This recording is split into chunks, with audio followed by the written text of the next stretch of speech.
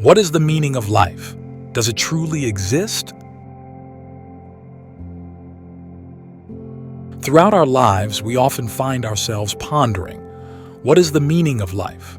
Why was I born? Is our existence merely the result of a fleeting attraction between two individuals, or are we part of some longer-term commitments made by others? Such questions can inspire us to seek answers and find meaning in life, or they can lead to depression when satisfactory answers elude us. For thousands of years, astrology has also attempted to provide answers to these personal queries based on the date and time of one's birth. Various religions and philosophies have similarly strived to provide fulfilling answers to these profound questions.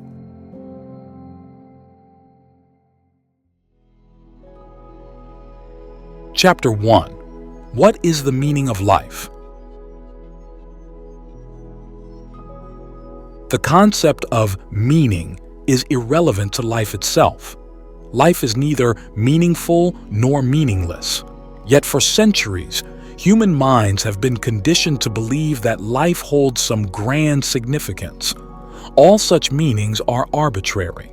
Thus, in this century, for the first time in human history, the question, what is the meaning of life, has become one of the most pivotal questions. This is because all the old deceits have been exposed. Life is said to have meaning if there is a God. Life is meaningful if there is an afterlife. Life is meaningful because churches, synagogues, temples, and mosques continually hammer this idea into people's minds.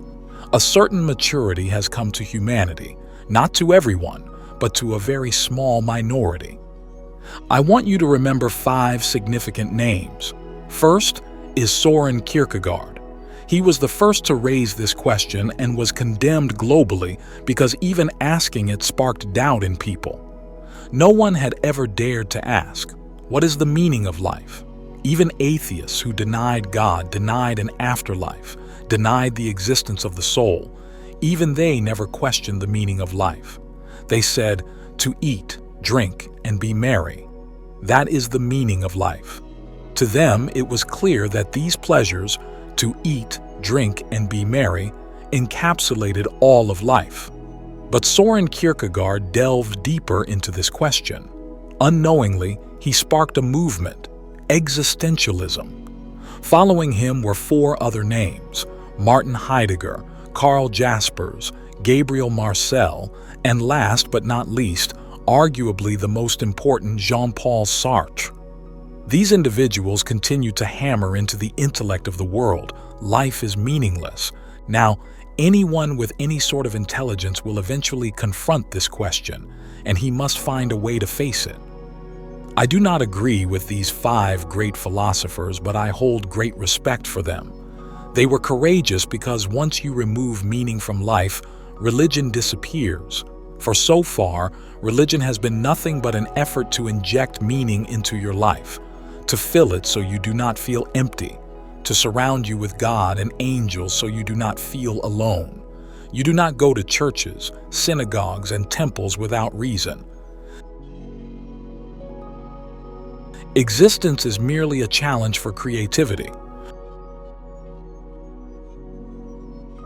Throughout millennia, humans haven't bowed to priests without reason. They gained something in return. Indeed, they were exploited, but even within that exploitation, they found a measure of comfort. They weren't alone. They were cared for. Life was not pointless. It held great, spiritual, mysterious, and profound meaning, so vast and deep that it was beyond your intellect to grasp. Yet, most people, 99%, aren't troubled by the question. How could they be? They easily find comfort in a past that is not dead to them. The meanings that religious figures have instilled in human life are arbitrary. These individuals expose the arbitrariness of the meanings given by religion, but that does not imply that life is meaningless. It simply means that the meanings infused into life so far have been found invalid. God is not the meaning of life. Life after death is not the meaning of life. Jesus is not the meaning of life. However, That doesn't mean life lacks meaning.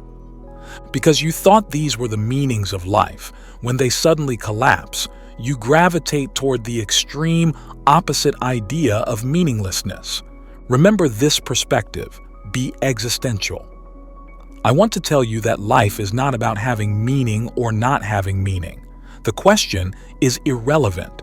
Life is an opportunity, a potential unfolding. It depends on what you make of it. It depends on what meaning, colors, songs, poetry, dances you bring to it. Life is a creative challenge. The beauty is that it doesn't have a fixed meaning, or else there would be no challenge at all. It would just be a given. You are born, and the meaning of life is handed to you, and you carry it throughout your life. That is your life's meaning. No, existence is deeper than any meaning. Existence is merely a challenge for creativity.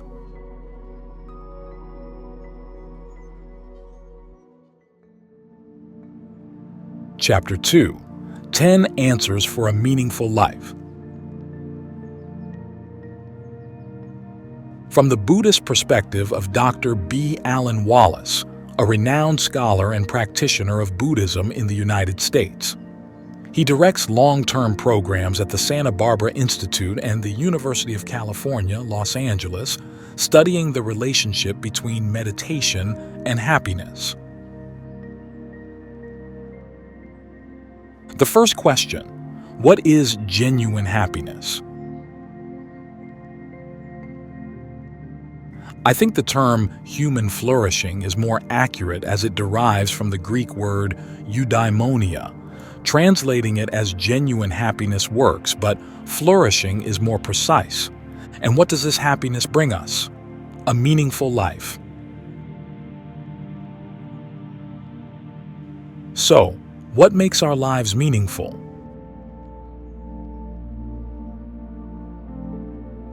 In my view, it must be about each day, not just a lifetime. I see 4 elements for a happy day. First, have I lived this day with ethical discipline? Here, I'm referring to the fundamental moral principles in Buddhism, like not harming others, not speaking harshly, and practicing compassion and mindfulness. The second element is feeling happiness rather than suffering. I've met practitioners who always exude a peace in their steps, in how they handle life's challenges and interact with others. The third is seeking truth, wanting to see and understand the reality, the true nature of oneself and life. And one can do all these while sitting quietly in a small room, but no one is isolated or independent. Hence, to have a happy life, we must answer the fourth question: what do I bring to life? If I can look back on a day in my life and see these 4 elements, ethical discipline, happiness, truth, and concern for others, I can say, I am a happy person. Happiness does not depend on our bank account, our spouse's attitude, our job, or our salary. We can live a life full of meaning, even if we had only 10 minutes left to live. Question 3. The 4 elements you mentioned don't include health. Isn't health a crucial factor? Actually, no. One of my students has a rare and severe disease, requiring daily hospital visits and medication for the rest of his life. One might think, what a pitiful and painful situation. But when I met him the other day, he told me, "Alan, I am flourishing." And I genuinely felt that he was. He has found a way to navigate within his limitations, under the conditions that exist for him. His spirit is clear. He reads, he writes, he grows. He meditates daily and even teaches meditation to other terminally ill patients in the hospital. He lives a very full and meaningful life, and he can honestly say he is happy. Question 4. What is his secret? He does not seek happiness from external sources. When we rely on status, money, or our spouses to bring us happiness, We will never be truly happy because we are depending on things that are not ours. Moreover, others around us also vie for the same money and status, which are not abundantly available for everyone. That's the sad reality. Question 5. What about the good news? The great news is that genuine happiness is not sold in the marketplace, where it can be bought if one has the money. One of the least discovered secrets is that the happiness we seek in high positions, in a perfect spouse, in well-behaved children, in good health, in a secure job, in security, in looking good, all of that is always available within us, just waiting to be connected with. Instead of searching externally, why not turn inward and see what happens?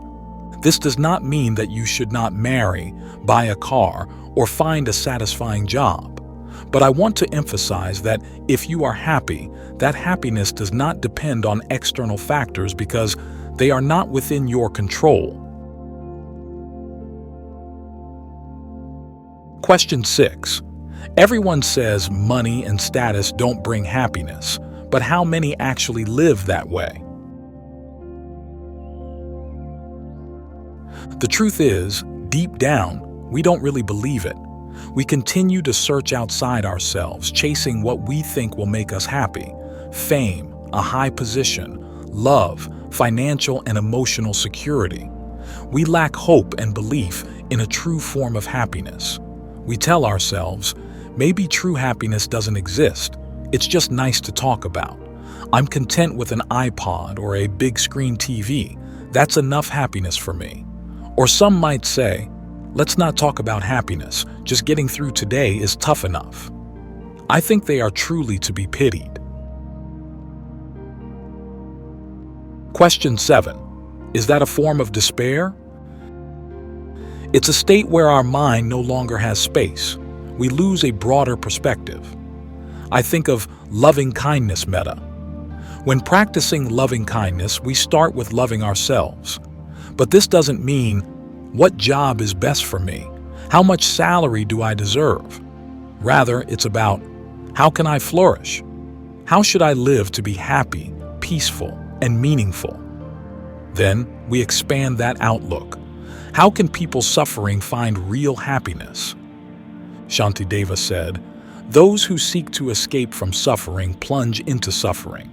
Because they desire happiness, they unwittingly destroy the happiness they have, treating it as an enemy. Why is that? Why do so few choose the path of spiritual practice if it could bring genuine happiness? The real answer is that we don't actually know what can bring us true happiness. It will take a long time and painful experiences before we wake up and recognize what is happening. We are tied to images and ideas in our heads. If only my spouse were like this, if only I had that job, that amount of money, looked like this, had this kind of health, then I would be happy. But these are mere illusions. We all know people who have perfect health, wealth, status, and abundant love, yet they still carry a lot of pain. These people are our teachers because they teach us a significant lesson. They show us that you can win life's grand lottery, yet still lose the lottery of happiness. Question 8. When you talk about genuine happiness, do you mean to suggest that there are other types of happiness in life? Exactly. We often mistake what the Buddha called the 8 worldly winds, the fluctuations of life, for happiness. These 8 winds are the desires to prosper but not decline, to experience pleasure but not pain, to receive praise but not criticism, to gain fame but not obscurity. However, we must remember this. There is nothing inherently wrong with being wealthy, joyful, praised, and renowned. Take wealth, for example. If you have a new coat, does discarding it make you a better person? Obviously not. There's nothing wrong with having things, but it's a grave error to believe that they can bring happiness. True happiness is about connecting with the root of happiness, not just grasping at elements that may or may not manufacture happiness. The difference between practicing and chasing after the 8 worldly winds lies right there. Some people practice meditation with the goal of satisfying these desires, seeking a kind of pleasure in meditation. They treat meditation like a cup of coffee, a jog, or a massage. While there's nothing wrong with that, it's quite limited. Meditation can do something a massage can't. It can heal the wounds within our minds. Question 9. This path to happiness seems to require a lot of faith and letting go. It sounds a bit scary. What will I become if I let go of all external things? You don't need to plunge into deep waters right away. It's like saying one day, "This world is a house on fire, full of suffering. I will renounce everything to seek peace in the Buddhist teachings." Then, after a few days, weeks, or at best months, you might think, "Hey, this practice doesn't seem as peaceful or happy as they said. Where's my iPod, my TV, or my old girlfriend? Does anyone know where they went?" So, the issue is not about suddenly dropping all life's pleasures, the worldly winds, and only practicing profound Buddhist teachings. It's like teaching a child to swim. You don't throw them into the deep end and see what happens. You start shallow, getting them used to the water. Similarly, start by meditating a bit each morning and evening. See how it affects your day. Gradually, you will taste the flavor of the teachings. You might find it interesting. You feel happier. Not just happier, but you also gain some virtue. You see reality more clearly. And if you wish, you can now help others and the world more effectively through your practice. You actually feel happier and you'll grow more confident in the path you're on. The 8 worldly winds will still blow. They continue to come and go. They're still there, but now you can use them to further your practice. Final question. Can we then conclude that the path of Buddha's practice is not just for enlightenment under the Bodhi tree, but also for bringing happiness to others? I believe that Buddha experienced something profound and extraordinary under the Bodhi tree. However, he was also aware that this enlightenment would not be fully meaningful if he did not share it with others. Enlightenment is not about self-contentment. Now I'm fine. All done. I can rest. The world was transformed by Buddha's presence in it. But it wasn't the 49 days he spent under the Bodhi tree that transformed the world.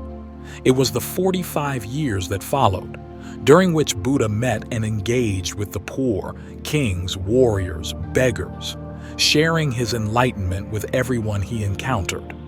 Therefore, returning to the 4 elements I mentioned earlier, sitting under the Bodhi tree, Buddha embodied the first 3 elements: virtue, happiness, and truth. And over the following 45 years, he developed the 4th element, bringing happiness into life. In my view, Buddha is the epitome of a life full of happiness and meaning.